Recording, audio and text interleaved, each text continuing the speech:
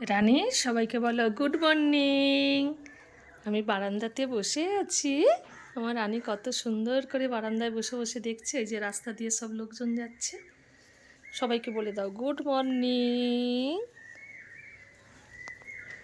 আমার রানী খুব সোনা। তুমি বসে বসে দেখছো এখানে? ও বাবা, সবাইকে বলে দাও গুড মর্নিং। রানী এখানে বসে বসে দেখছে ওই যে রাস্তা দিয়ে লোক যাচ্ছে। হ্যাঁ,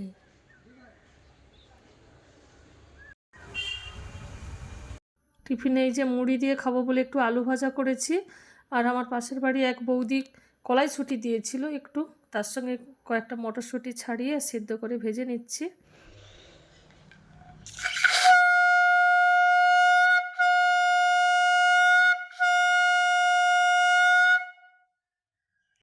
আজকে রান্না করছি, আজকে বিটের তরকারি করছি। বিট, আলু, শিম, কাঁচা টমেটো, বেগুন দিয়ে কি সুন্দর কালারফুল লাগছে।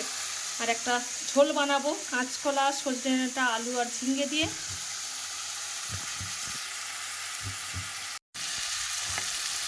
কাঁচা লঙ্কা দিয়েছি, বিট যেহেতু মিষ্টি কম ঝাল দেব।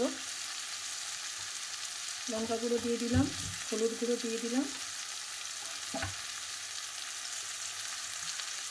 সর্ষে বাটা দেব।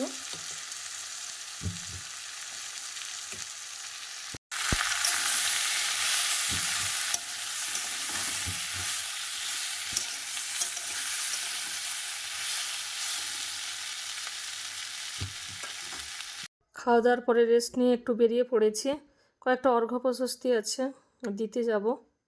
আর গেটের কাছে বেরিয়ে দেখছি দুটো ছাগল কি সুন্দর দেখতে ঘাস খাচ্ছে। আর বিশাল বড় এই যে মাঠ, এখানে ধান চাষ হয় না, এক কোমর করে ঘাস ভর্তি। এই মাঠটা পেরিয়ে ওই যে সামনের বাড়িগুলো আছে ওই বাড়িগুলোতেই যাব অর্ঘ্য প্রশস্তি দিতে। গরু সব ঘাস খাচ্ছে আর কত বক সব, এত সুন্দর দেখতে লাগছে। রাস্তা দিয়ে গেলে একটু সময় লাগে, এই জন্যই মাঠ দিয়ে যাচ্ছি। বকগুলো এই ঘাসের পোকামাকড় সব ধরে খাচ্ছে। আর এইসব প্রাকৃতিক দৃশ্য দেখতে দেখতে আমি ওই বাড়িতে পৌঁছালাম।